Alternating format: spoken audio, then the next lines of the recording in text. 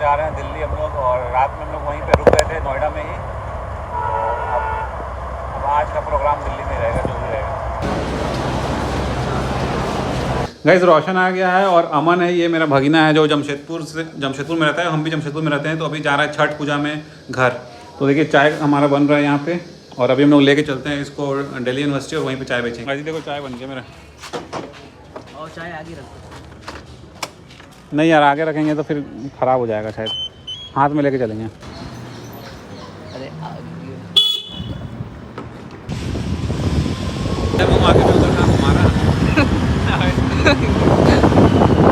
और अब यहाँ पे देखते हैं बहुत सारे लोग भी दिख रहे हैं, तो हम लोग अभी पिलाएंगे सबको चाय।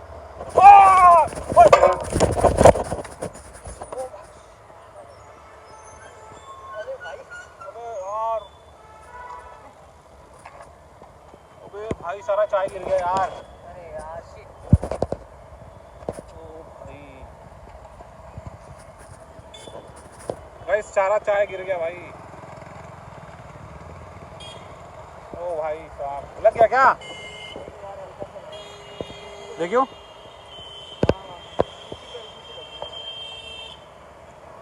अबे टूटा तो नहीं ना गाड़ी?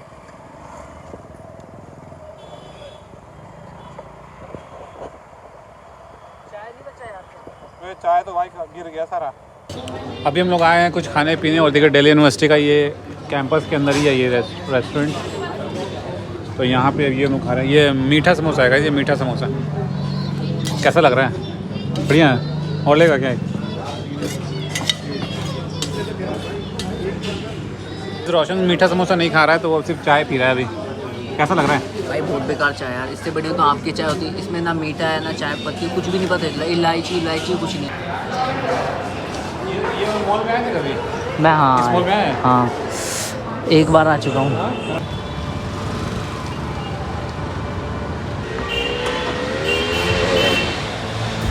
हम आए हैं सुदामा चाय पे, और यहाँ पे भीड़ देखो यार, चाय वालों की भीड़ देखो।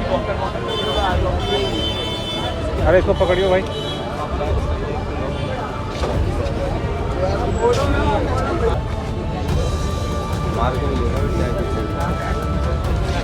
चाय लेने आया भाई सुदामा जी।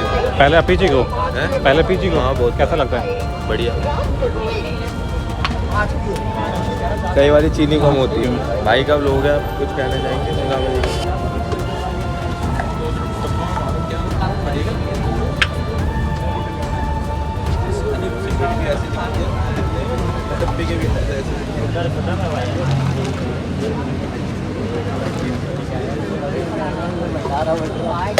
पे इतना भीड़ होता है कि 10 मिनट हम लोगों को वेट करना पड़ता है चाय के लिए। ये देखिए भीड़ देखो यार। इस अमन के जाने का टाइम हो गया है, और इसका अभी ट्रेन है, लेकिन टिकट अभी कंफर्म हुआ नहीं है। तो अभी जाके हम लोग टीटी से बात करते हैं। अमन बात करेगा। हम तो स्टेशन नहीं जा पा रहे हैं किसी काम की वजह से, लेकिन अब देखते हैं यार, पता नहीं अगर जा पाएगा कि नहीं जा पाएगा। अगर घर नहीं जा पाएगा तो वापस कोटा चला जाएगा, बोल तो रहा है। भाई क्या कर रहे हो, कोटा जाओगे क्या वापस? चांस है, देखते हैं, टीटी से बात करें। चलिए अभी इसको मेट्रो तक हम लोग छोड़ने जा रहे हैं। और अभी भी आज दिवाली का दूसरा दिन है। लाइट देखो यार, लाइट अभी भी सही है, सजावट अभी भी है। हमारा काम है घूमते रहो, खाते रहो और पढ़ते रहो, बस 3 काम है हमारा, और सोते रहो। बताना जैसा भी होगा, मतलब मिला कि नहीं मिला। हाँ, और देख लियो, अगर नहीं मिलेगा तो वापस आ जाना, और क्या करेगा? कॉल कर देंगे आपको। हाँ तो भाई अभी तो तुम्हारा ट्रेन नहीं मिलेगा कोटा का? तो नहीं मिलेगा अभी। अच्छा, यहाँ से निकल जाएगा ना? यहाँ से न्यू दिल्ली पर टिकट लेना, और वहाँ से न्यू दिल्ली के लिए उतर जाना। न्यू दिल्ली रेलवे स्टेशन पे ही जाना है ना? चेक कर लियो, क्योंकि यहाँ पे और भी स्टेशन है। निजामुद्दीन दिल्ली में जाता है। NDLS। हाँ, NDLS। चल भाई कल मिलते हैं, ठीक है? ठीक है भाई, बढ़िया लगा। गाइस चलते हैं रूम पे। गाइस मनीष भी आया हुआ है और गुड्डू भी अभी आए हुए हैं। गुड्डू भी और हम लोग एक साथ लाइब्रेरी में पढ़ते थे।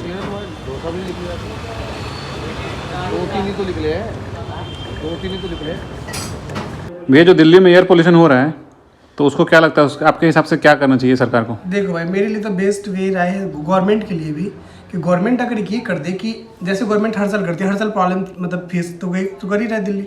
अगर गवर्नमेंट ये कर दे कि परमानेंटली दिल्ली का जितना भी गोल चक्कर है ना, जहाँ पे चौराहा है, जहाँ स्पेस है रोड के बगल में, अगर वहाँ गवर्नमेंट अगर एक अगर फाउंटेन अगर एस्टैब्लिश कर देना, तो मेरे समझ से पूरे दिल्ली का पॉल्यूशन की समस्या खत्म हो जाएगी। कैसे?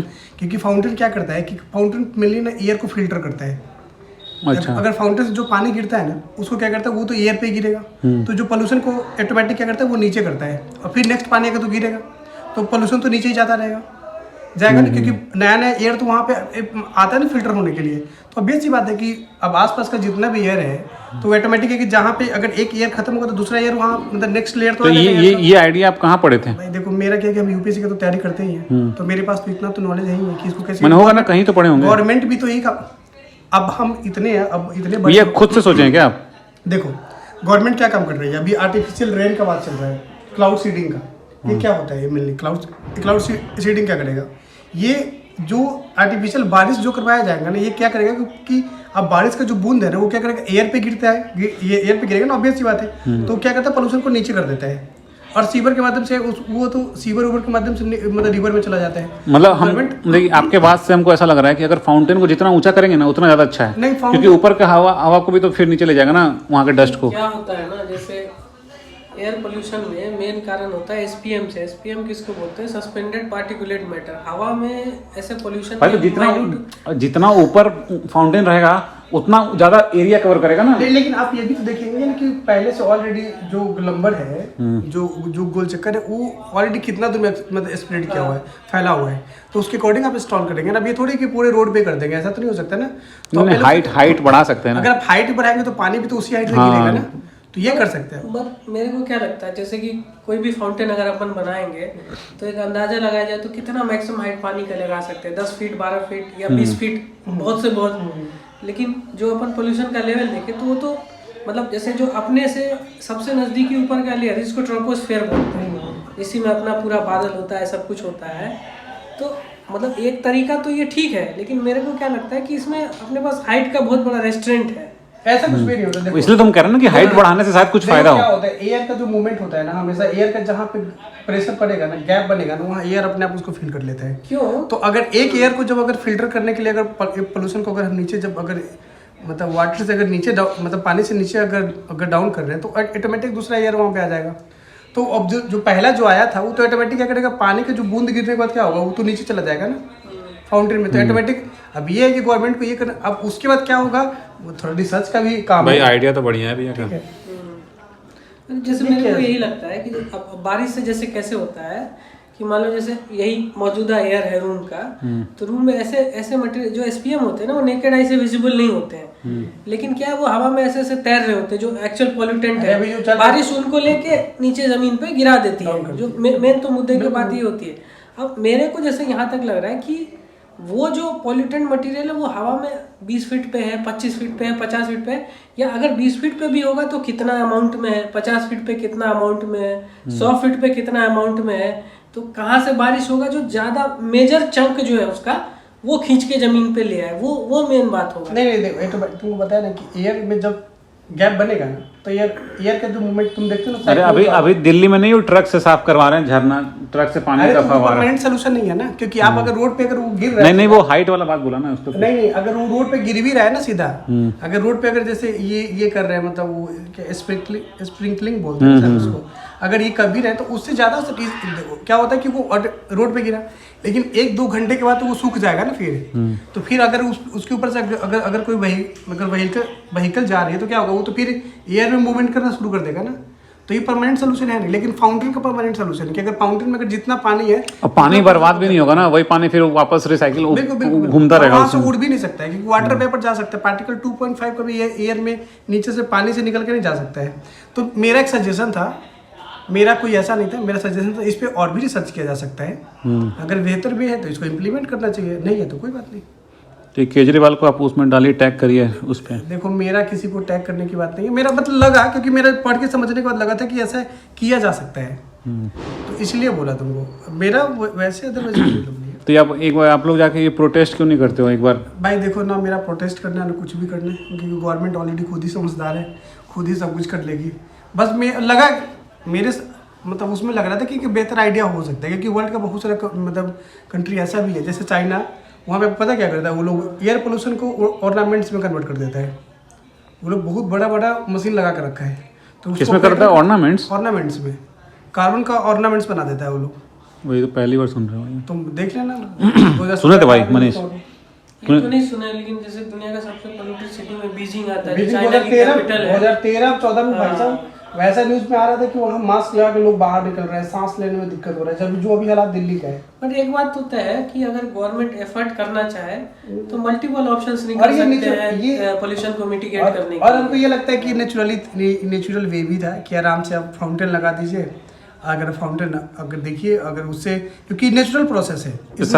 सबसे इम्पोर्टेंट है भाई हरियाणा का स्टबल बर्निंग अगर कम कर दिया जाए, रोक दिया जाए। देखो ये बात तो मैक्सिमम मेरे समझ से तो ये लगता है, पता है क्या, ये सब गवर्नमेंट का ना मिली भगत है, इसकी वजह से देना है, क्योंकि आज ही कोई स्टबल बर्निंग नहीं हो रहा है। पता है क्या, देखो अभी तो फिर भी बहुत सारा ऐसा मतलब नहीं, ये हाल फिलहाल में हो रहा है। सुनो तो मेरा, बहुत सारा ऐसा इक्विपमेंट्स आ गया है ना इंडिया में कि स्टबल बर्निंग का प्रॉब्लम ही नहीं है, उसको तो काटो और खेत में वो बायोमास में नहीं काट रहा है तो क्या हो रहा है ना, इस बार देखिए हम अभी जैसे पढ़े थे, अभी हम पढ़े थे क्या उसमें कि जो मशीन आ गया ना काटने वाला, तो पहले लोग हाथ से ये निकालते थे उसको, तो नीचे से एकदम कट जमीन के स्तर से निकालते थे।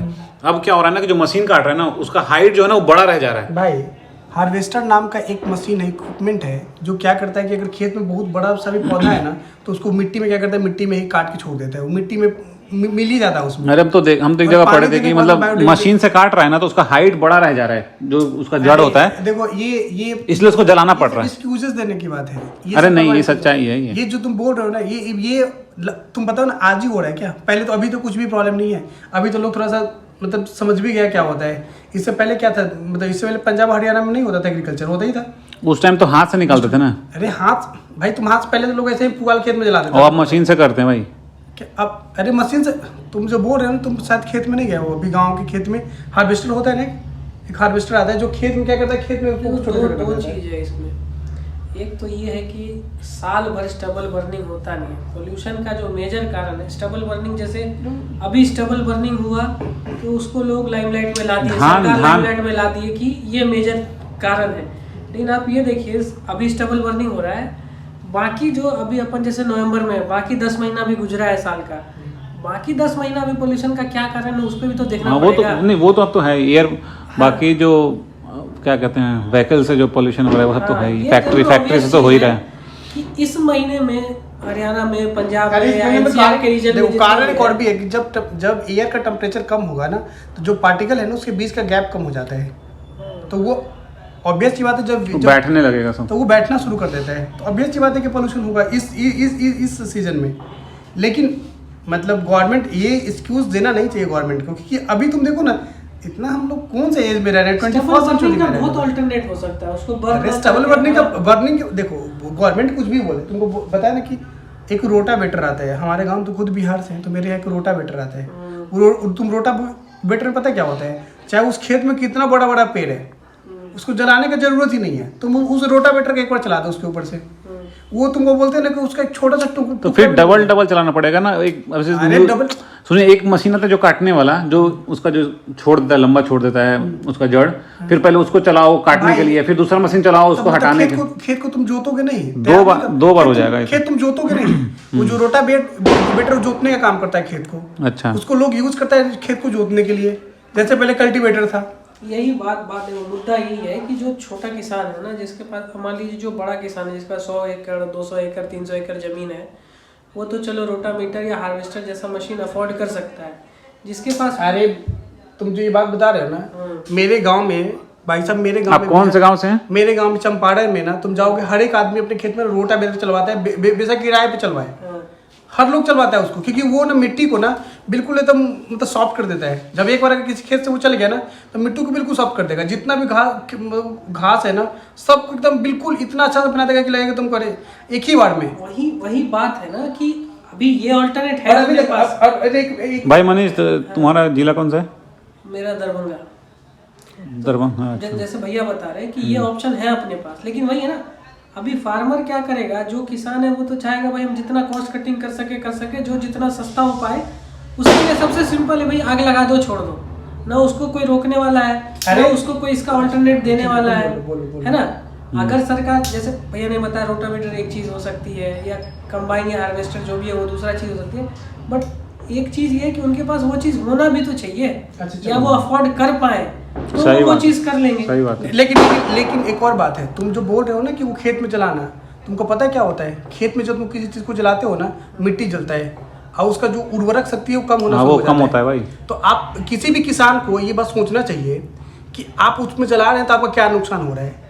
और आपको वो रोटावेटर से कुछ नहीं होता है। अगर किसी को नहीं पता, एक बार अपने गांव में एक चाचा मेरे, उनसे हम डिस्कशन भी किए थे कि हम लोग यहाँ पे बिहार के इस गांव में, देखिए एक लेवल तक गर्म होगा ना। बिहार के इस गांव में हम जब रोटावेटर यूज कर सकते हैं तो पंजाब और हरियाणा इतना एडवांस मतलब स्टेट है, तो वहाँ पे लोग रोटावेटर वो बताने वाला।